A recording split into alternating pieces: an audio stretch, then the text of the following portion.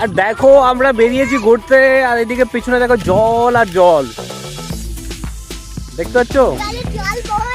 এরকম জল জলময় হয়ে গেছে, আর পিছনে ধান ক্ষেত আর পুরো জলে ভর্তি। আর কে কে আছে আমাদের সাথে আজকে?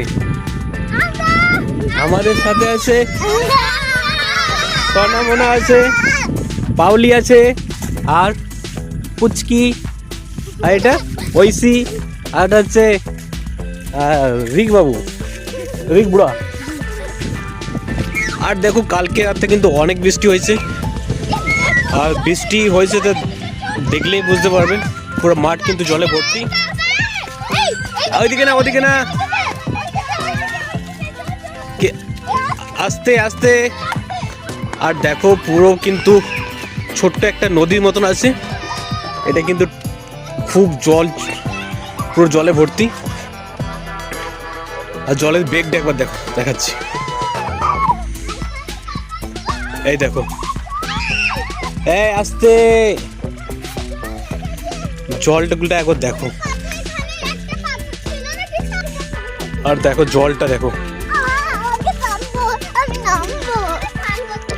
মনে হচ্ছে এখানে সুইমিং করি। আর দেখো গ্রাম বাংলায় কিভাবে মাছ ধরা হয়, দেখো পুকুরটা কিন্তু পুরো জলে ভর্তি, আর এটা থেকে কিন্তু জল বেরিয়ে যাচ্ছে, আর এটার মধ্যে একটা মশারি টাইপের একটা নেট টাইপের এখানে এটা দিয়েছে, এটার মধ্যে কিন্তু পুরো মাছ এটার মধ্যে চলে যায়। এখন এটা দিচ্ছে, সকালে কিন্তু পুরো মাছ ভর্তি হয়ে থাকে। আর এইদিকে দেখো বাচ্চাগুলো জল পেয়ে কতটা মজা করছে। আর এদিকে দেখো গ্রামের বাড়িতে এসে, না না এখন ওদিকে যাও না, ওদিকে যাও না, ওদিকে যাও না। আর এদিকে দেখো এদিকে ভয় করছে নামার জন্য জলে। আর এদিকে পাউলি, বুচি,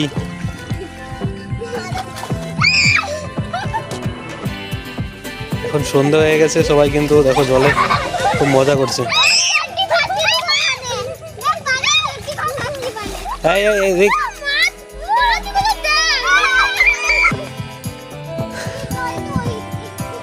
আর দেখো ঘোরা কমপ্লিট হয়ে গেছে, আর আমরা সবাই এখন বাড়ি ফিরে যাচ্ছি। আর দেখো নদীটাতে জল দেখো, পুরো কিন্তু দুকুল ঝাঁপিয়ে জল যাচ্ছে। আর একটু হয়তো বেশি জল হলে এটাও কিন্তু ভরে যেত, এই জায়গাটাও কিন্তু ভরে যেত। আর ওখানে যে পোলটা আছে, পোলটার নিচে জল বেরিয়ে যাচ্ছে। আর একটা মাছ ধরার একটা নিয়ম গ্রাম বাংলায়, এটা হচ্ছে বলে ঘুগি।